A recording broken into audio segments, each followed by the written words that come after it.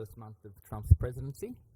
A little bit about Challenger Gold, and actually I'll put my glasses on, not so much so I can read that, but because my wife has pointed out, for God's sake, put your glasses on, you look a little bit more intelligent. Challenger Gold itself, South American focused, 2 lead assets. Key asset is our Hualilan gold project in Argentina, 2.8 million ounces, open in all directions, with a high-grade core of 1.5 million ounces.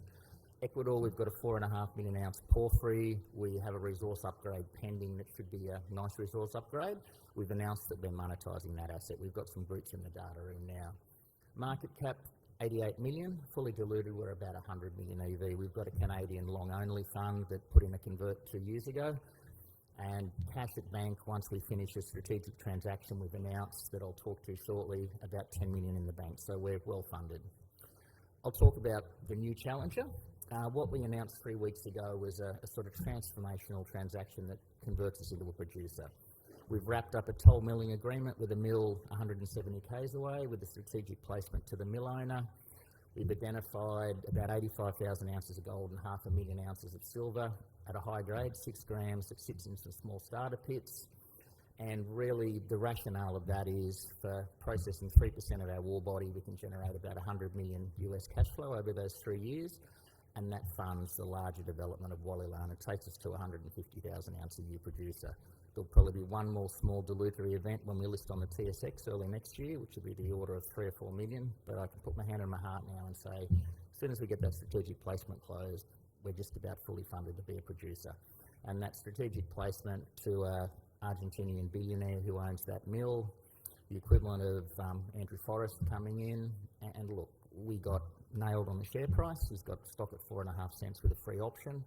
But as he said, do you want to go toll milling and be fully funded, or do you want to go down the path of everyone else where you can't get any funding at all?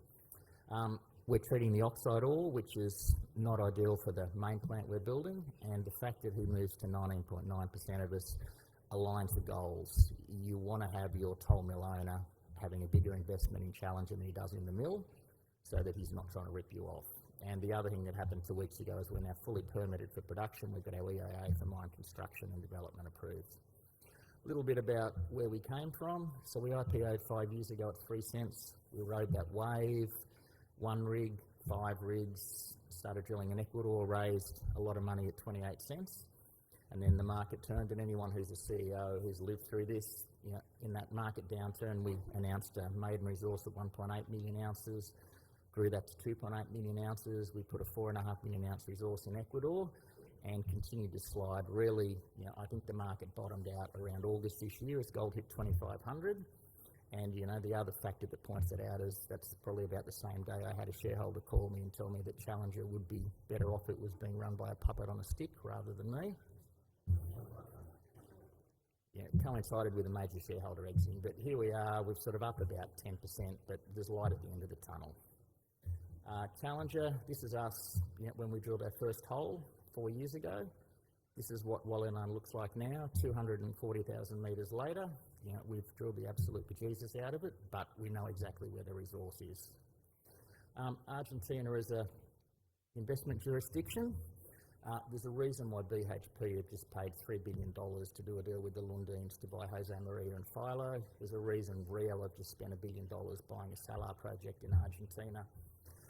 Up until 6 months ago when Argentina had a new president, the way it worked is if I was producing gold, I'd get my gold bar, I'd sell my gold bar, I'd get US dollars, and I had 5 days to convert those US dollars into pesos. I then had to hold that money in pesos, and that doesn't work when you've got 120% inflation and the value of the peso is halving every year.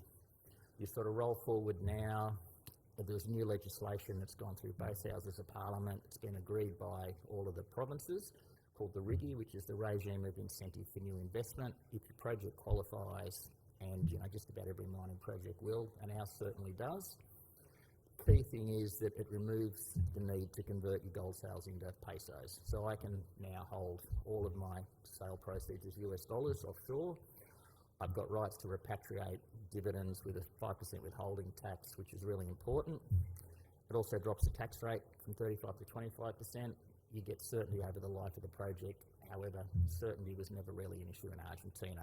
But that is why you've seen Rio and BHP spend big licks of money going to Argentina in the last 3 months, and you'll continue to see that. It's all of a sudden becoming a go-to mining destination. A little bit about our resource. 2.8 million ounces open in all directions, but with the market like it's been really up until 2 or 3 months ago, we get no value for drilling it. That resource there, we've got high-grade gold either side of it. You look at the deepest hole we've drilled, ended in 4 and a bit metres at almost 6 grams gold. That's 1,000 metres. The resource bottoms out at 500 metres. So if this was in WA, it would have been drilled out to 1,000 metres and be probably double the size. It's also got a high-grade core. The red is the high grade, so you've got nice high grades at surface, and then you've got optionality. You've got high grades at depth below. And if you look on the right, that just shows you the grade at different cut-offs.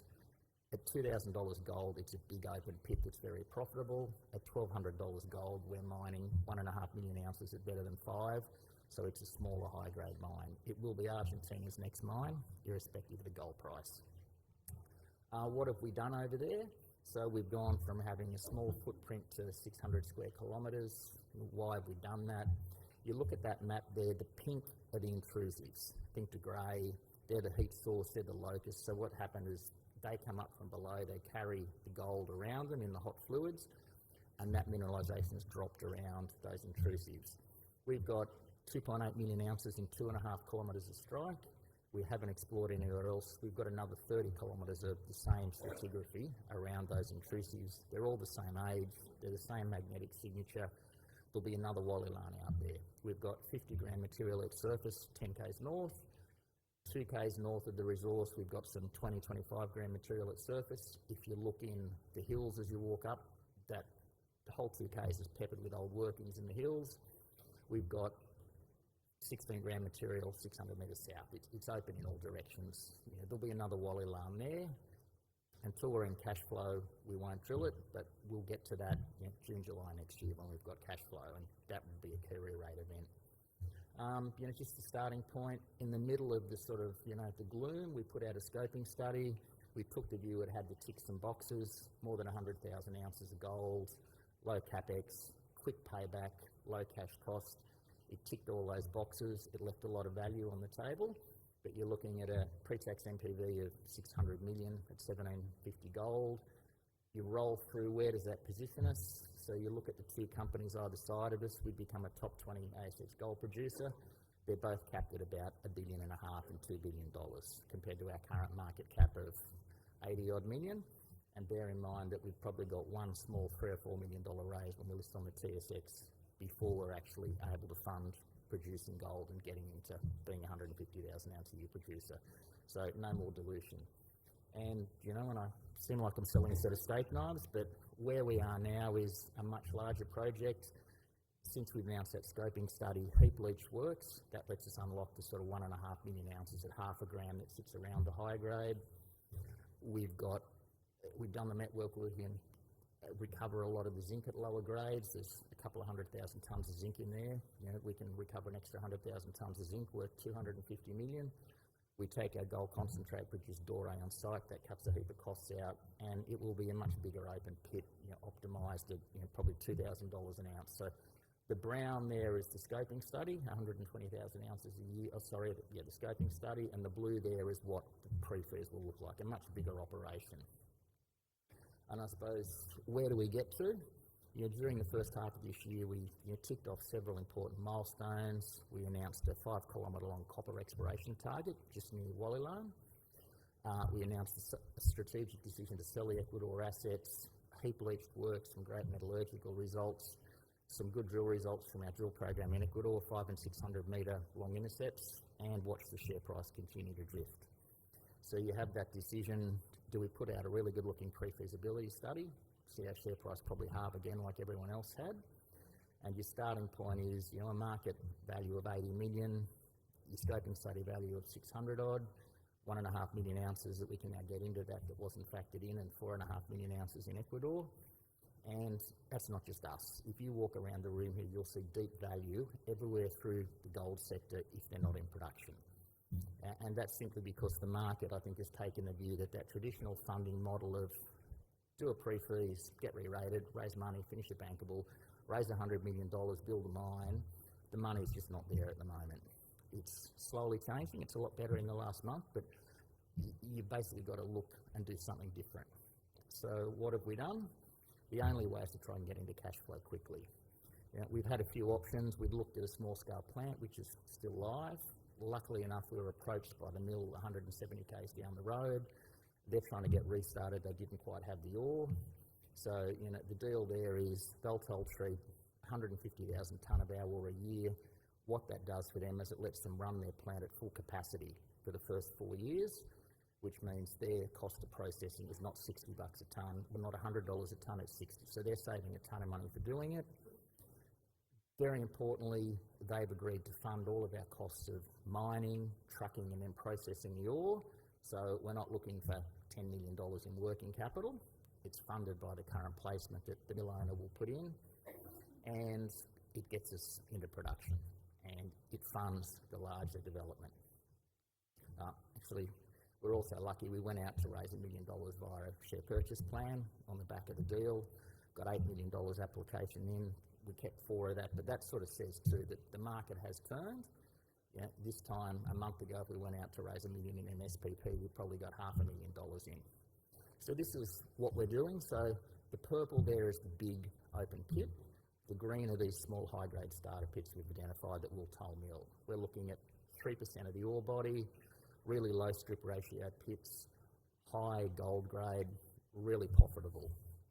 What does it mean in terms of profit? We can't talk to numbers until we've actually done a scoping study, which we'll finish up in the back end of this year. And I think when you come out with a study that shows $100 million cash flow for virtually no capex, it's finally a study the market will hopefully reward. These numbers have been done by Henslow, who cover us. They're pretty close. So you look at treating 6 gram gold ore and 30 grams silver, we recover 85% of the gold, 60% of the silver. I think they did it at about $2,200. You're looking at $350 revenue in each tonne. You want to run it at $2,500, you're looking at $400 a tonne revenue. The royalty and export duty is set, costs us $40 a tonne. We've gone out and got firm prices from contract miners in San Juan. They're not cheap, but if you're mining 6 gram ore and it's a low strip, you can carry $9 a tonne. So there's another $37 a tonne. We've got firm prices for trucking the ore 170 k's up the road, and then we know what the treatment charge is. So you're looking at current gold prices, we make about $220 US a tonne, and when you're looking at toll treating 450,000, 500,000 tonnes, that's a big number, which is why, this strategy works for us. It gets us into production, and I think, as soon as we get that first quarterly out, hopefully the June quarter next year when we're in production, the share price won't be trading here anymore. And just to give you an idea of what that looks like, again, these are Henslow numbers. On the chart, the blue is pre-tax. We've got about $40 million US worth of tax losses in Argentina. The tax rate in its current regime is 35 cents in the dollar. So, to run the company for the next 3 years, finish a pre-fees, do some exploration drilling, we're looking at about 21 million US, 7 for a bankable feasibility study, and then based on the scoping study, our share of the upfront capital we need pre-debt finance is 60 odd million. We've got the ability to stage that, so we can wind that back. What do we produce? We won't produce 68 million post-tax. We should get more out of toll milling. That's done at a lower gold price. We've got the options attached that I don't like, that bring in some money, and then we've had offers from royalty companies where we can sell a couple of % royalty and probably end up getting 30 to 35 million US. So again, you look at the use of funds, fully funded into production with one small raise coming when we list on the TSX, and that will generate, I think, a lot of liquidity and support. You should talk to the Canadian brokers. There's real interest in Argentina. They understand what's going on with the new president. And it also comes with some extra broker coverage. So what have you got to look forward to? Aim will be to get this toll milling deal formally closed. We've signed a binding MOU. We've just got to get the big thick toll milling agreement sorted out. Should happen in the next sort of 25 days. Complete that private placement. You're then looking at We've had some inspection work done on the plant, haven't got a final report, but hopefully that's good news. Some more metallurgical test results we're waiting on toll milling. Then you'll see a bunch of work focusing on toll milling. Important milestone will be first plant, or the plant getting kicked over, and then moving into production. So look, thank you very much, and come see me at the booth. Happy to answer any more questions. Thank you.